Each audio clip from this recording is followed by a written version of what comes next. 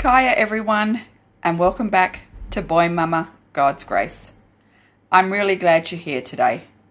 But before I begin, I just want to say thank you, and also, I'm sorry. If you've noticed there's been a little space between episodes, I want to acknowledge that. Life has been shifting. It has new challenges, it has new seasons, and it has new chapters. And sometimes when God is stretching you, you go a little quiet. Not because you've stopped, but because you're growing. This season has required adjustment, learning, and trusting in new ways. So thank you for staying, and thank you for your grace. In the last episode, we talked about raising boys with kindness and strength. So today I want to share something more personal. The books God placed on my heart, and what it's been like trusting Him with a calling that I didn't feel ready for, and to be honest, I didn't feel qualified for.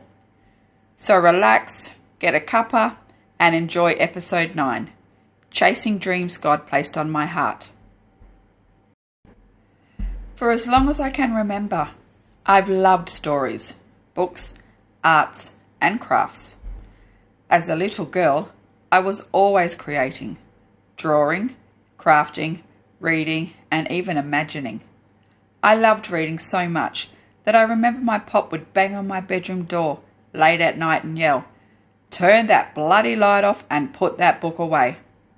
So I'd quickly switch the light off, but then I'd pull the blanket over my head and keep reading. I had to know what happened next, so I just simply read under the covers with the torch. I loved my librarians, and they loved me. I had the privilege of taking home brand new books before they were accessioned into the school system. In high school, I remember my name being called over the PA system during break to come to the library so I could be the first to read them. This happened numerous times throughout my high school time. In primary school, I was chosen, one of only a few students in the region, to meet a famous author. So somewhere, deep within, there has always been a love for books. But somehow along the way, like many of us, life happened. That creative little girl got tucked away. Then life happened and motherhood arrived. And with it came stories, not just in books, but in lunchboxes, in adventures, holidays, bedtime conversations, whispered prayers at night, and those sacred little moments where I realised how deeply children needed words of identity, love, and truth. And that's when God began gently placing children's books on my heart. I won't pretend it's been easy. In fact, it's been excruciatingly hard. There were questions, thousands of questions. Like, who am I to do this? How can I do this? Is this really from God? I wondered if I was even qualified enough, brave enough, and capable enough. I worried about time, money, energy, especially as a single mum. But I've learned something powerful. God doesn't call the equipped. He never does. He simply equips the called. Writing these books hasn't been about perfection. It's been about obedience. The showing up tired. The writing between school runs and Jacoby's sports. Creating after bedtime routines. Trusting that small steps still count. Calling doesn't always come with clarity. Sometimes it comes with a nudge, a whisper, a quiet stirring that lingers and just simply won't go away. And when we say yes, even imperfectly, He meets us there.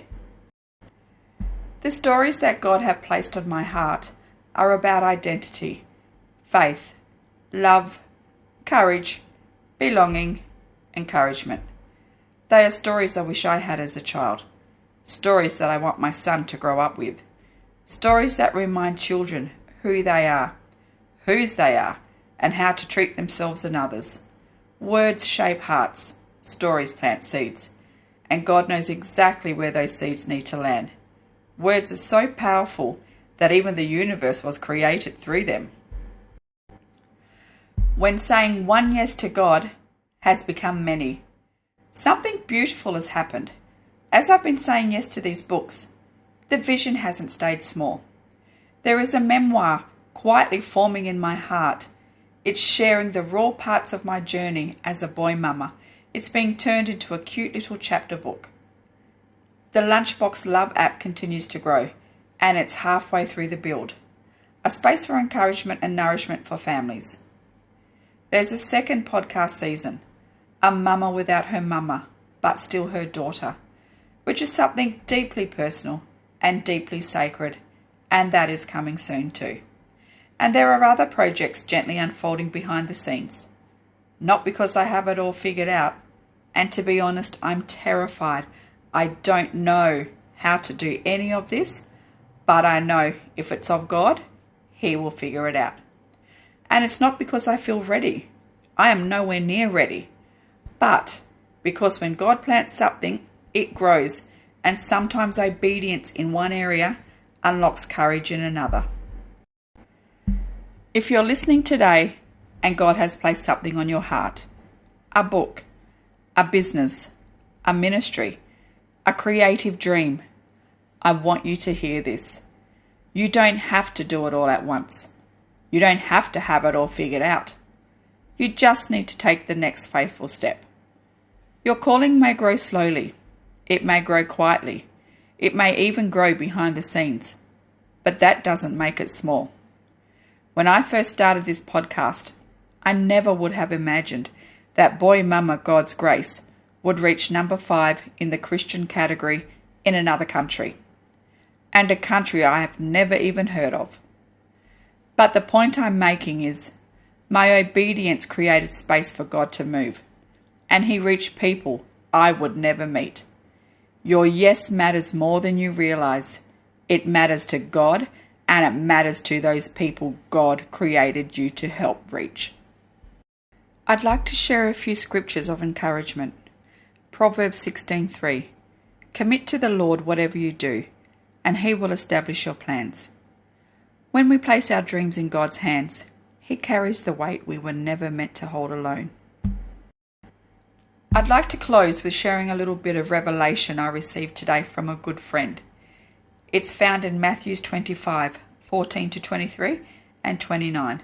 It's a parable about talents.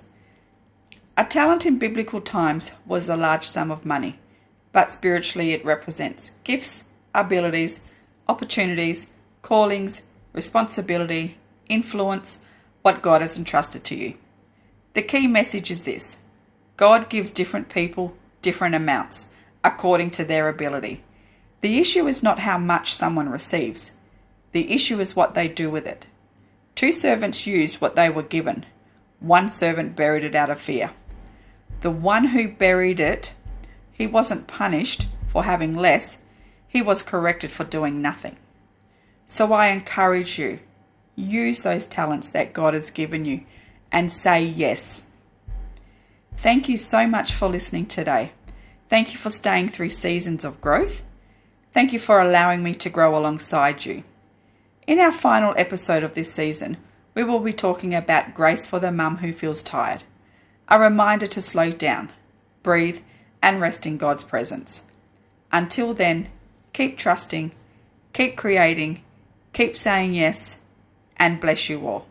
And remember, if God placed it on your heart, He will walk with you, He will provide, and He will bring it all to life.